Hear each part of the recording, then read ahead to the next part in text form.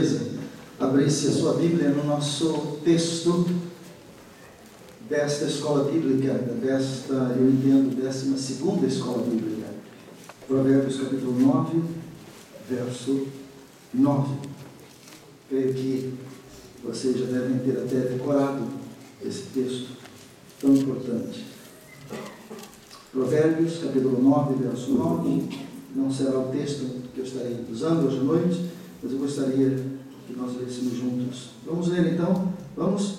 Dá instrução ao sábio, e ele se fará mais sábio ainda. Ensina ao justo, e ele crescerá em prudência. Vamos ler mais uma vez, por favor? 1, 2, 3. Dá instrução ao sábio, e ele se fará mais sábio ainda. Ensina ao justo, e ele crescerá em prudência. Quantos podem dizer amém? Amém. Amém. Podemos estar sentados, por favor.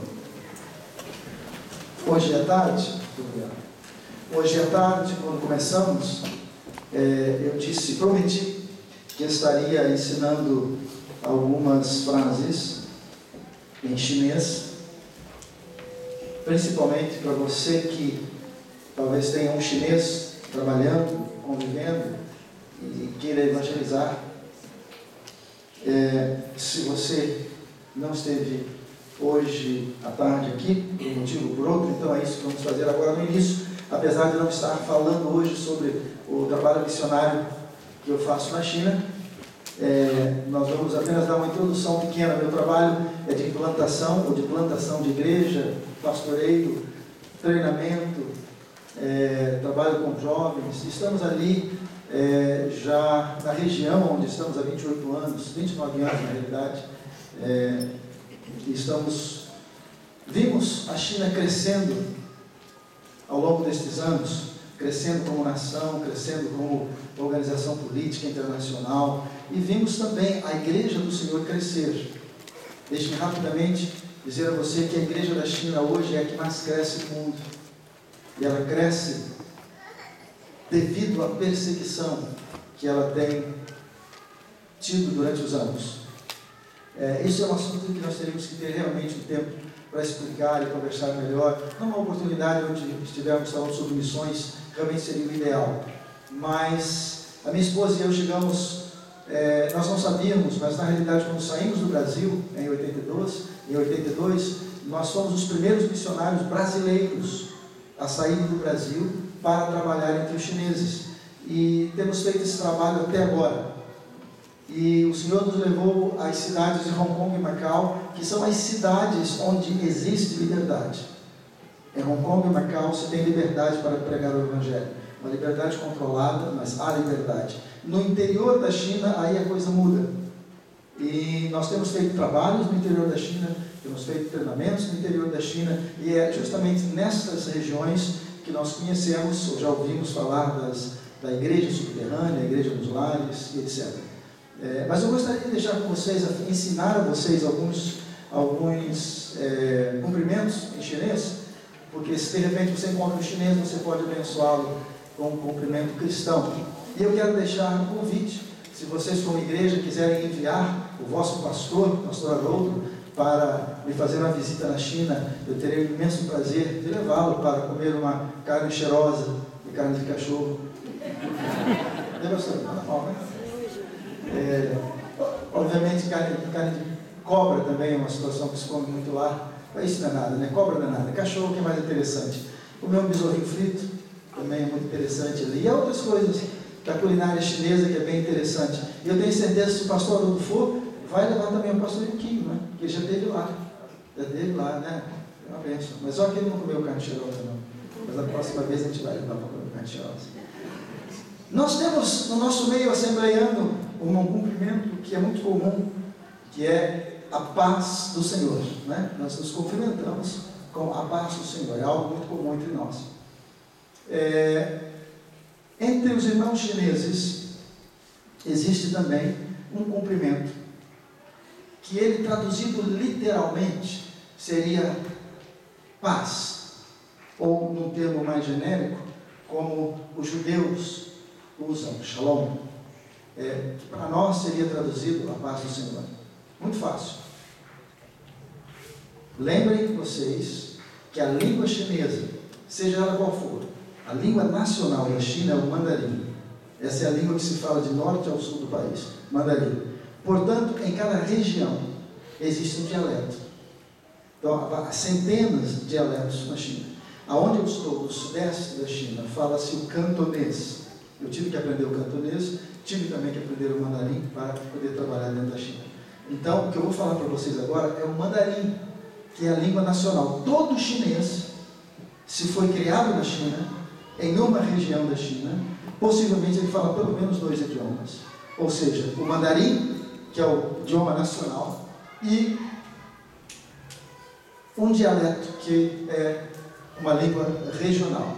Então, se você encontrar um chinês, você pode saudá-lo com a paz do Senhor. Ele vai ficar surpreso, ele não vai entender por que você está fazendo isso. Se ele for um cristão, é possível, senão ele não vai entender. Mas de qualquer forma, você pode saudá-lo. Então você tem que entender que a língua chinesa ela é tonal, ela tem tons, como na música, tem tons. Então, é diferente do português, diferente do inglês, diferente do francês, diferente das línguas de raízes latinas. Ela tem tons como música, por isso ela é cantada. Quando você fala o idioma, você tem que aprender a cantar, é uma coisa muito interessante. Então, a primeira palavra que você vai aprender agora, diga para alguém do seu lado: vou aprender a primeira palavra. Vou aprender a primeira palavra em chinês. Você está animado ou não? Amém. Como é que vocês vão para a China desse jeito? Então vamos lá. A primeira palavra é essa: Ping-an. Ping-an. Ping-an.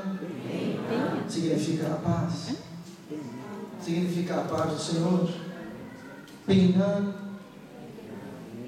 Vamos lá? Eu vou fazer assim para você sentir o tom. Ping-an.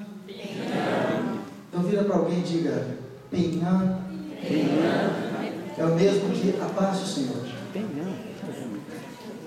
Você não vai traduzir literalmente a paz do Senhor, mas é o termo que nós temos mais próximo para a paz do Senhor.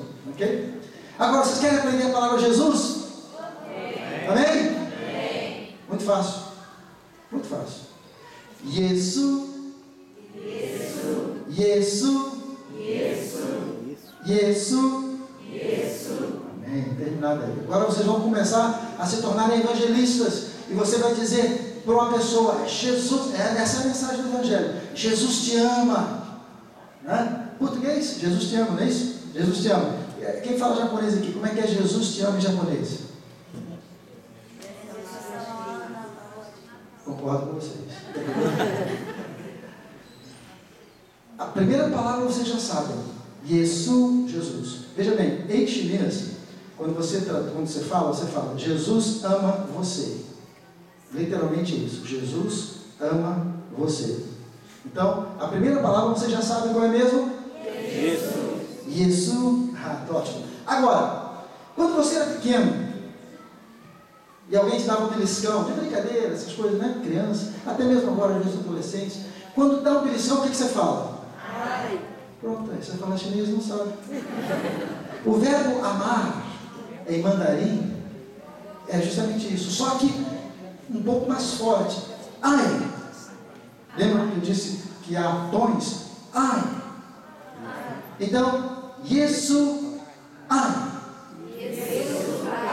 Jesus ama. Então, eu vou tentar ilustrar para vocês não esquecerem. Quando eu apontar para cima, vocês lembram de Jesus. Tá bom? Então, eu vou apontar para cima, vocês vão dizer o nome de Jesus, por favor. Tá bom? 1, 2, 3. Jesus. Aí eu vou fazer o sinal do beliscão e você vai lembrar do verbo amar. Tá bom? Então, vamos lá. Jesus. Ai. Ótimo. Pastor, a congregação vai ter para a China. Amém? Trabalho missionário. Jesus ama. Agora falta você. Falta você. Você vai encontrar aquele chinesinho feio na rua. Você vai olhar para ele assim e já vai dizer: Jesus te ama. O chinesinho vai ficar meio assustado. Jesus te ama. Você, em mandarim, para vocês que falam inglês, como é que se fala joelho em inglês? Joelho. Ni. Não é isso? Ni. Você em chinês é Ni. Só que você tem que falar Ni. Ni. Então, eu vou apontar para o joelho e você vai lembrar. Essa aí é a palavra inglesa, Ni. Então você vai falar Ni. Tá bom? Vamos lá, 1, 2, 3. Ni. Ótimo. Então, Jesus ama você, ou Jesus te ama no bom português, é Yesu ai ni. Yesu ai ni. Jesus te ama. Essa é a frase, Jesus te ama. Yesu ai ni. Então, eu vou falar agora uma vez, você vai repetir, e eu vou apenas fazer o gesto, e eu quero saber se você vai conseguir lembrar. Tá bom assim? Vamos lá, não começamos a mensagem ainda. Agora só uma parte didática sobre cumprimentos em chinês. Então vamos lá? Yesu ai ni. Yesu ai ni. Ótimo. Mais uma vez? Yesu ai ni. Muito bom. Vira para alguém agora, por favor. E você vai dizer num bom mandarim, num chinês de Beijing, você vai dizer para ele, olha, Jesus te ama.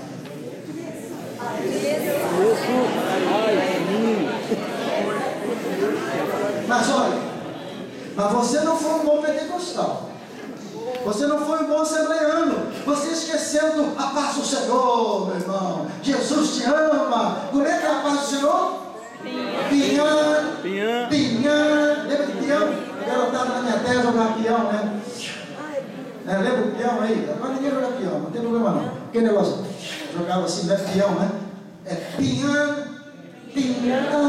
Então você vai virar para a pessoa do seu lado, vai dizer a paz do Senhor, Jesus te ama, em chinês. Pinhã, Yesu ai. Vamos lá, por favor? Pastor, pinhã, Yesu ai. Amém. Agora você imagina um missionário que chega na terra e tem que começar a aprender tudo do nada, para chegar ao ponto de dizer para as pessoas: Chúa Giêsu ơi lý vậy mà Chúa Giêsu hay sẵn vậy. Nên佢係十世紀世係俾你呢個機會係正當嘅。Eu falei em cantonês para você que Jesus te ama e Ele veio ao mundo, morreu na cruz para te dar a oportunidade de ir aos céus. Aleluia. O missionário tem que aprender uma língua nativa para conseguir apresentar o Evangelho àqueles que são daquela terra. Do contrário, não há condições.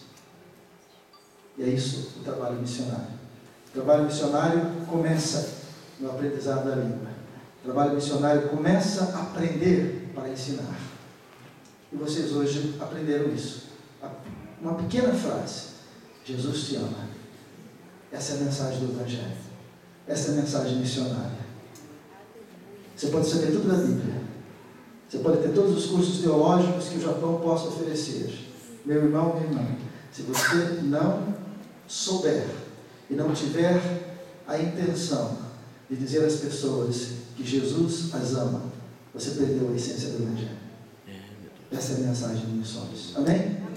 Vamos levantar e vamos dizer pela última vez a alguém: a paz do Senhor, Jesus te ama. E aí vamos começar a nossa mensagem. Diga para alguém, procura alguém rapidinho, diga: Pinhã.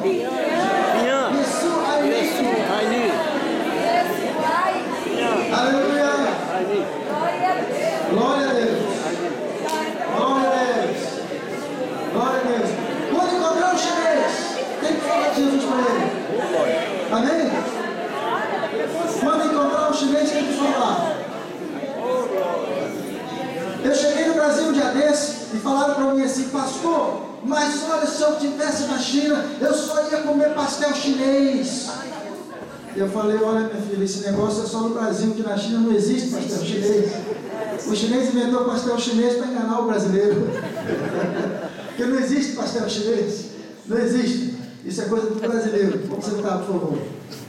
Eu gostaria de falar com vocês, refletir com vocês hoje à noite, dentro dessa noite maravilhosa, a nossa 12ª Escola Bíblica de Obreiros, sobre o tema compromissados em apresentar Jesus.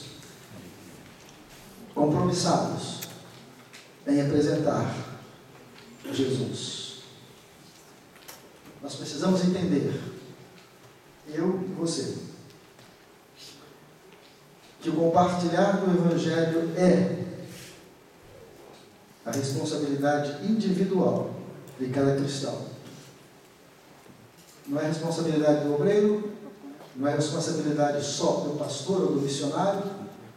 O compartilhamento do Evangelho, o falar de Jesus para as pessoas, é um compromisso individual de cada seguidor do Senhor Jesus Cristo. Se você se considera um seguidor do Senhor Jesus, se você se considera um cristão, se você se considera um discípulo do Senhor Jesus, você tem também que se considerar um evangelista, porque isso Deus espera de você. Agora, como é que você vai estar então em condições para fazer esse trabalho? Você tem que estar, e é isso que vamos falar hoje, prevenido, pronto e preparado para fazer esse trabalho. Eu gostaria de hoje à noite tratar desses 3 pontos com você: do estar prevenido, do estar pronto e do estar preparado para compartilhar o Evangelho do Senhor Jesus. Abra sua Bíblia comigo no livro de Mateus, no Evangelho escrito por São Mateus, capítulo 18, verso 11.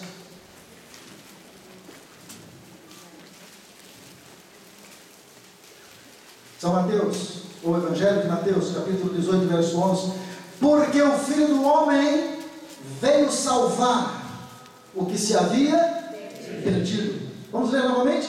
Porque o Filho do Homem veio salvar o que se havia perdido.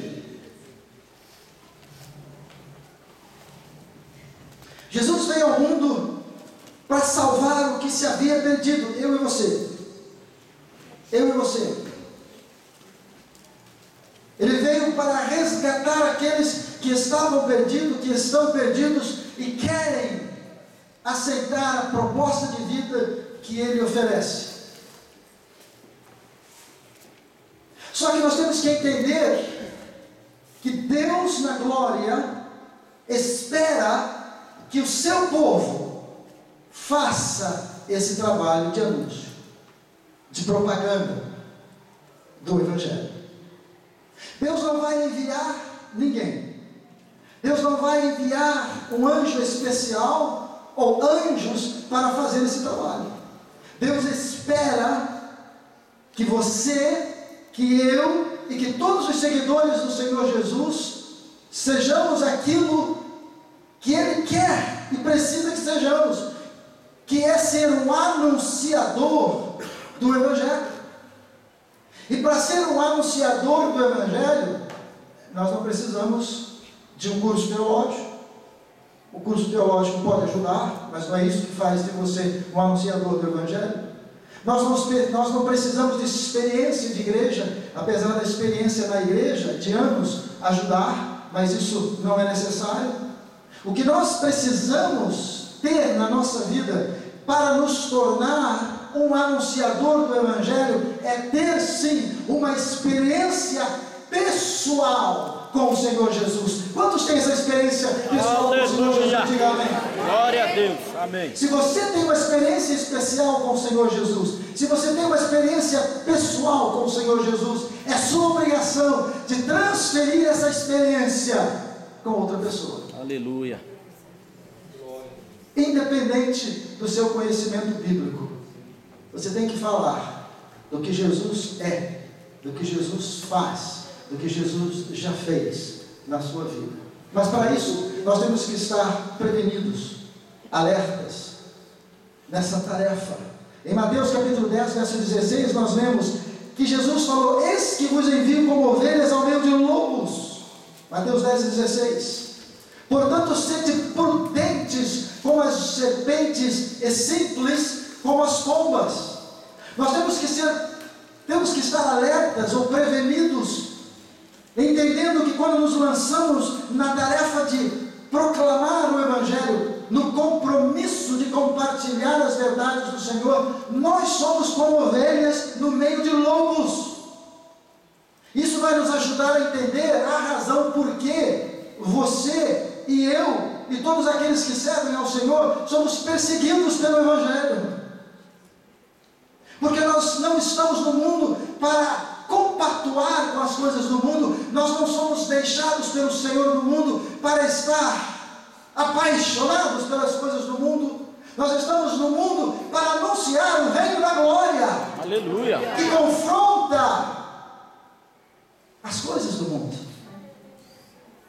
É verdade que às vezes, ao compartilhar o Evangelho, nós trazemos problemas, porque nós abusamos do nosso direito de compartilhar o Evangelho. Quero dizer da seguinte forma: nós não temos educação em apresentar o Evangelho. Aí é outra coisa completamente diferente. Nós temos que entender que o Evangelho tem que ser comunicado às pessoas, entendendo, partindo do princípio de respeito mútuo. Mas o Evangelho precisa ser comunicado na autoridade do Espírito Santo, porque não é você que convence, mas sim o Espírito Santo, amém? Mas o Evangelho tem que ser comunicado por você, para que o Espírito Santo venha atuar na mensagem que você deixou. E para isso você tem que estar alerta, prevenido. Efésios capítulo 5, verso 15 diz assim: portanto, vede diligentemente como andares, não como nécios, mas como sábios, usando bem, ênfase minha aqui, usando bem cada oportunidade, porquanto os dias são maus. Alguém diz: o dia que a situação da minha empresa mudar, eu vou pregar o Evangelho. O dia que a situação da minha família mudar, eu começo a apresentar o Evangelho. Não é isso que a Bíblia diz. A Bíblia diz o seguinte: durante os dias maus, você tem que aproveitar toda a oportunidade para apresentar o Evangelho. Nós não vamos esperar as circunstâncias mudarem. Nós não podemos esperar que as circunstâncias se tornem favoráveis à pregação do Evangelho, porque isso nunca vai acontecer. O que acontece, vez por outras, é que pessoas estão em ocasiões da sua vida, às vezes mais propícias ao Evangelho, devido às circunstâncias naturais, tragédias, etc. Mas a realidade é que o que a Bíblia nos ensina é que nós temos que ser sábios, usando bem cada oportunidade que nos vem à mão. Aí eu pergunto a você, como um proclamador do Evangelho, como alguém que tem compromisso com Deus, você tem procurado as oportunidades que Deus te dá? É possível que você diga: eu não tenho oportunidade. Eu creio que Deus nos dá oportunidades. O que nós temos que fazer é olhar e achar as oportunidades. Eu sei de uma história que me contaram como verdadeira, e é possível que você já tenha ouvido, é uma história muito conhecida, pelo menos já ouvi em alguns lugares. Havia 2 vendedores de sapato de uma grande empresa. Um era um pouco negativo, outro era mais entusiasmado. E o diretor daquela empresa, o diretor de venda, enviou esses 2 vendedores, não sei se ao mesmo tempo, não sei se em tempos alternados, para uma região da África. O primeiro ao chegar ali, aquele que era mais pessimista, ele chegou e enviou um e-mail para o seu departamento de vendas. Ele disse: que absurdo! Como é que vocês fazem uma coisa dessa comigo? Me enviaram para uma região da África, onde todos andam descalços, onde todos andam descalços, e que não têm o costume de usar sapatos. Que absurdo! Que coisa horrível! Como é que vocês me mandam para essa região terrível, onde ninguém usa sapatos? Como é que eu vou vender sapatos nessa terra? Outro vendedor, porém, o mais otimista, escreveu um e-mail para o seu diretor de vendas e ele disse: olha, muito obrigado por me enviar para que comecem a preparar os containers de sapatos, porque aqui ninguém usa sapato. Aleluia. Glória a Deus. Ele viu a oportunidade, aonde o outro não conseguiu ver. Nós temos que entender que quando a Bíblia nos ensina que nós temos que ser sábios, usando cada oportunidade, é que nós precisamos olhar o que Deus nos deu as mãos para fazer. As oportunidades estão ao nosso redor. O que nós precisamos é pedir: Senhor, me alerta, me deixa ver, me deixa experimentar as oportunidades. Eu quero te dizer, meus irmãos, que Deus te colocou no lugar onde você está, para que você seja luz e sal para aquela região. Lucas capítulo 11, verso 21 diz assim. Lucas capítulo 11, verso 21. Quando o valente guarda armado a sua casa, em segurança estão os seus bens. Mas sobrevindo outro mais valente do que ele, e vencendo, tira-lhe toda a armadura que confiava e reparte os seus despojos. O que Jesus está dizendo aqui é o seguinte: que sempre haverá um valente, para que eu e você, mensageiros do Evangelho, vamos enfrentar. Agora nós temos que entender que nós somos mais valentes do que o valente que está guardando a casa. E eu espero que você entenda que estamos falando em termos espirituais. Ao você enfrentar uma dificuldade, e ao você enfrentar uma barreira ao pregar